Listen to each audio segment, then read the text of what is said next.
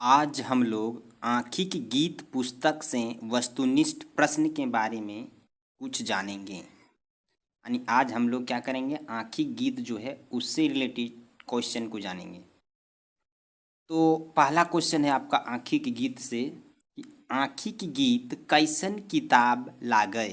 यानी आँख वाला जो गीत है, आँखी की गीत जो है वो किस तरह का किताब है। तो आपको याद रखना है वो खोरठा कविता संग्रह है। यानी आँखी की गीत जो है वो क्या है, आँखी की गीत खोरठा कविता संग्रह। यानी खोरठा में एक कविता का संग्रह है, उसमें केवल उस आँखी गीत में केवल क्या दिया हुआ है, केवल खोरठा कविता दिया हुआ है। दूसरा है आँखी के गीत काव्य के कौन रूप हके। यानी आँखी के गीत जे हके वो कौन कौन रूप हके काव्य के, यानी वो कौन सा रूप है काव्य का। आँखी की जो गीत है, आँखी की जो गीत है, आँखी वाला जो गीत है वो कौन सा रूप है काव्य का। तो आपको याद रखना है मुक्तक फुटकर काव्य है। क्या है, ए नंबर आंसर हो जाएगा 2 नंबर का, मुक्तक फुटकर काव्य है। तो किस प्रकार का काव्य है आँखी का गीत, तो आँखी का गीत जो है वो रूप हके ते वो मुक्तक फुटकर रूप काव्य है। तीसरा क्वेश्चन है आपके सामने, आँखी के गीत के रचवैया लागत। यानी आँख वाला गीत जो है उसका रचने वाला, उसका रचवैया कौन है, यानी उसको किसने रचा। यानी आँखी के गीत को तीसरा नंबर बोल रहा है, आँखी के गीत को किसने रचा। तो आपको याद रखना है श्रीनिवास पानूरी जी ने आँखी के गीत की रचना की। यानी आँखी की जो गीत है उसका रचना, आँख का गीत का रचना श्रीनिवास पानूरी जी ने किया था। यानी 3 का ए नंबर हो जाएगा।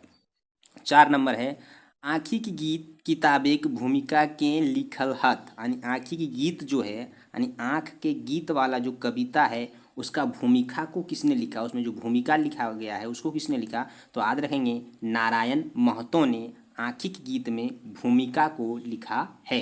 बस ये बी हो जाएगा 4 का। 5 नंबर देखेंगे आप लोग, 5 नंबर को देखेंगे आइज हमर गीतेक दे से कविता कौन किताबे आइल है। यानी ये जो बोल रहा है आइज हमर गीतेक दे से कविता कौन किताबे आइल है, यानी ये जो कविता लिखल है ये किस में आया हुआ है, कौन सा किताब में आया हुआ है। तो आपको याद रखना है आँखी के गीत में आया हुआ है, डी नंबर इसका आंसर हो जाएगा। आँखी के गीत में आया हुआ है कौन सा कविता, आइझे हमर गीतेक देश, आँखी की गीत कविता में ये कविता है। छठा नंबर क्वेश्चन देखेंगे कांखे पानी मुड़े पानी गोटे देही पानी पानी, पानी पानी गे धनी जिया पानी पानी। ई कविता केर टोना ककर लिखल हाके। यानी ई जो कवितवा है, ये वाला जो कविता है, ई कविता का टोना किसने लिखा, ये जो छोटा सा कविता इस पे दिया हुआ है इस कविता को किसने लिखा है। तो आपको याद रखना है इस कविता को एके झा ने लिखा है। कौन सा कविता, कांखे पानी मुड़े पानी गोटे देही पानी पानी, पानी पानी गे धनी जिया पानी पानी। ई कविता के रटोना ककर लिखल है। यानी टोना मतलब छोटा, जैसे किसी चीज़ को काट देते हैं, कोई लकड़ी बड़ा है उसको छोटा कर देते हैं तो छोटा टोना हो जाएगा आधा, फिर आधा काट देंगे और छोटा। तो उसी तरह ये छोटा उसमें एक कविता का भाग है, पूरे कविता में उसका एक भाग है। तो इस भाग को किसने लिखा है, तो ए के झा ने लिखा है। छठा नंबर क्वेश्चन में हो जाएगा ए के झा आंसर। 7वां नंबर देखेंगे क्वेश्चन, कांखे पानी मुड़े पानी, कांखे पानी मुड़े पानी गोटी देही पानी पानी। यानी कांखों में पानी और मुँहों में पानी, यानी माथा में भी पानी, और पानी पानी के धनी यानी पूरे पानी ही पानी, जिया पानी पानी। ऊपरे कविता टा कौन किताबें आइल है, यानी ये किस किताब में आया हुआ है। तो ये आँखी गीत में है। किस में आया हुआ है ये कविता, जो छोटा सा एक भाग है, ये किस कविता से लिया गया है, किस भाग से लिया गया है। तो ये आँखी के गीत से लिया गया है। अब अगला चलेंगे, अगला क्वेश्चन देखते हैं हम लोग। अगला क्वेश्चन के लिए हम लोग चलेंगे, आप लोग बने रहिएगा। अगला क्वेश्चन देखते हैं 6 8 नंबर चलेंगे। अब 7 नंबर हो चुका था, 8 नंबर देखेंगे। 8 नंबर बोल रहा है नाच बांदर नाच रे मोर चाहे बाँच रे, तोर खातिर सुसनी साग। सुनसुनी यहाँ लिख दिया है, यहाँ सुनसुनी नहीं होगा, सुसनी साग हामर खातिर माछ रे। ई पाता यानी पंक्ति, पाता का मतलब था पंक्ति, ये जो है ये पंक्ति गुल्ला ककर लिखल है के। यानी पंक्ति जो देख रहे हैं ये किसका लिखा हुआ पंक्ति, है तो आंसर आपको याद रखना है ये श्रीनिवास पानूरी जी का लिखा हुआ है। सी नंबर इसका आंसर आपका हो जाएगा। यहाँ देखो लिख भी दिए हैं, आप लोगों को अगर दिक्कत हो यहाँ समझने में तो यहाँ से भी आप देख के अपने से आंसर लगा सकते हैं। श्रीनिवास पानूरी जी का ये कविता है। अगला है 9 नंबर। नाच बांदर नाच रे, मोर चाहे बाँच रे, तोर खातिर सुसनी साग, हमर खातिर माछ रे। ई कविताटा कौन किताबे छपल है? यानी ई कौन किताबे छपल है? तो छपल है आँखी गीत, लेकिन ई कविता के लिखल के है तो लिखल है श्रीनिवास पानूरी जी। याद रखब है सभी। लिखल के है श्रीनिवास पानूरी जी और छपल कौन किताब है? आँखी गीत ई छपल है। हम आर ऊ कविता ककर लिखल लागे? हम आर ऊ ई कविता है के हम आर ऊ यहाँ तक ई कविता है के ई कविता ककर लिखल लागे? तो श्रीनिवास पानूरी जी के लिखल लागे हम आर ऊ। ई कविता केकर लिखल लागे? ई श्रीनिवास पानूरी जी के लिखल लागे। 10 नंबर। 11 नंबर देखबे। 11 नंबर में भाभला गाछे आम फरल, भाभला गाछे आम फरल, आम गाछे नीम। ई कविताटा के लिखल हत? तो ई कविता लिखल हत श्रीनिवास पानूरी जी। यहाँ पानूरी जी के कहना है कि मान लीजिए कि भाभला कोई दूसरा गाछ है उसमें आम फर गया है और आम के गाछ में नीम फर गया है। ये तो आश्चर्यचकित बात है। इस कविता को किसने लिखा है? श्रीनिवास पानूरी जी ने। 11 का सी आपका हो जाएगा। 12 नंबर क्वेश्चन देखेंगे। आपन भाषा सहज सुंदर, आपन भाषा सहज सुंदर, बूझे गीदर बूझे बांदर, ईटा केकर भैनता लागय। बोल रहा है कि अपन भाषा सहज सुंदर यानी अपना जो भाषा है अपने में सबको बहुत सुंदर लगता है। बूझे गीदर यानी अपना भाषा गीदर भी बूझ जाता है और बूझे बांदर भी अपना भाषा बूझ जाता है। ईटा केकर भैनता लागय, तो ये लागय श्रीनिवास पानूरी जी के। श्रीनिवास पानूरी जी की बोल रहत। श्रीनिवास पानूरी जी बोला है कि अपना भाषा सब अपने आप समझ जाता है, चाहे वो गीदड़ रहे, चाहे वो बांदर रहे, चाहे वो आदमी रहे, कोई भी रहे, जब वो अपना भाषा में बात करता है तो अपने आप वो समझ जाता है। इसको किसने लिखा? श्रीनिवास पानूरी जी ने। 13 नंबर क्वेश्चन पर चलेंगे। हम पढ़ल ही आँखी के लिखल, बड़ी मीठा बड़ी शीतल, भावेक भाषाएं गीत, फूले के देशे पथिक से आकुल व्याकुल प्रीत, आकुल व्याकुल प्रीत। तो ईटा ककर पंगाइत लागय? ई केकर पंगाइत लागत? तो यहाँ देखो इसी जब भूल जाएंगे तो ये सी जानेंगे और सी इसमें लगा देंगे तो श्रीनिवास पानूरी जी के ये भी कविता है कै। अब अगला चलिए 14 क्वेश्चन नंबर में कहीं कोई जाए नहीं। अगला क्वेश्चन भी सब देख लेबे अच्छा से।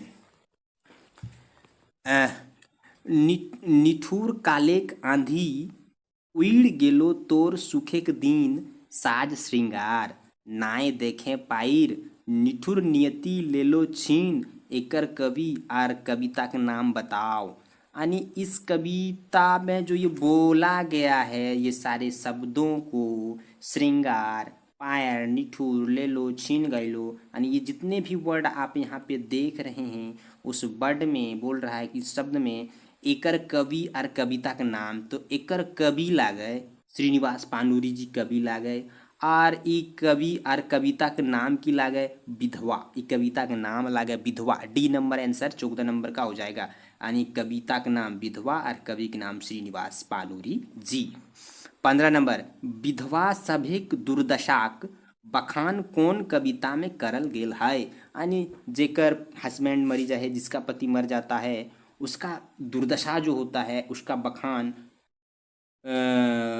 कविता में करल गल है। तो इसका बखान किसने किया है? यानी विधवा औरत के बारे में। तो आपको याद रखना है अति कविता में करल गल है यानी किस कविता में करल गल है, यानी किस कविता में किया गया है विधवा के बारे में दुर्दशा का बखान किस कविता में किया गया है? तो 15 का नंबर विधवा कविता में। कौन सा कविता में? विधवा कविता में विधवा के दुर्दशा के बारे में उसमें लिखा गया है। 16 नंबर देखेंगे। जोदी खोजा मान करे हतु निज के दान। यानी अगर मन में कुछ खोज रहा है तो मन में कुछ पाने के लिए आपको क्या करना पड़ेगा? कुछ दान करना पड़ेगा। ई ककर कविता कहन लागय? ई किसके द्वारा कविता कहा हुआ है, यानी कौन इस कविता को कहे हैं? तो आपको याद रखना है डी नंबर श्रीनिवास पानूरी जी ने कहा है, जोदी खोजा मान करे हतो नीच के दान, यानी अगर मौन तोरा कुछ हो, यदि यदि मौन खोज यदि खोजा मौन, अगर मन खो जाए तो कुछ दान करना पड़ेगा। ई ककर कविता कहन लागे, तो श्रीनिवास पानूरी जी के लागे डी नंबर 16 के डी नंबर। 17 खोटाएँ खोरठाएँ छायावादी भाविक कविता कौन किताबे श्रीनिवास पानूरी राखल हत, यानी खोरठा यानी खोरठा के छायावादी भाविक यानी छायावाद वाला भाव के कविता कौन किताबे श्रीनिवास पानूरी जी राखल हत। तो ई राखल हत ए आँखिक गीते, आँखिक गीते, आँखिक गीते ही छायावादी भाविक कविता कौन किताबे लिखल है, छायावादी भाविक तई आँखिक गीत में। खोरठाक वाल्मीकि ककरा कहल जा है, तो खोरठाक वाल्मीकि ककरा कहल जा है, तो श्रीनिवास पानूरी जी के याद रखबे। VVI ई क्वेश्चन VVI होवे है कि खोरठाक वाल्मीकि ककरा कहल जा है, तो खोरठा के वाल्मीकि श्रीनिवास पानूरी जी कहल जा है।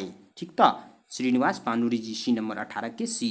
19 नंबर श्रीनिवास पानूरी के खोरठाक वाल्मीकि कौन हिंदी कवि कहल हलत, यानी श्रीनिवास पानूरी जी के वाल्मीकि यानी खोरठा के वाल्मीकि ओकरा के ई प्रदान करला हलय, यानी इसको इस तरह का उपाधि किसने प्रदान किया था, श्रीनिवास पानूरी जी को वाल्मीकि का उपाधि किस कवि ने प्रदान किया था। तो आपको याद रखना है रामदयाल पांडे ने श्रीनिवास पानूरी जी को वाल्मीकि का उपाधि प्रदान किया था। अधिक से अधिक सब्सक्राइब करेंगे, लाइक करेंगे, कमेंट करेंगे, शेयर करेंगे और सब्सक्राइब करना ना भूलेंगे। आपको अगला जो MCQ मिलेगा वो होगा एक मौनी फूल के कुछ वस्तुनिष्ठ प्रश्न के बारे में। तब तक के लिए धन्यवाद।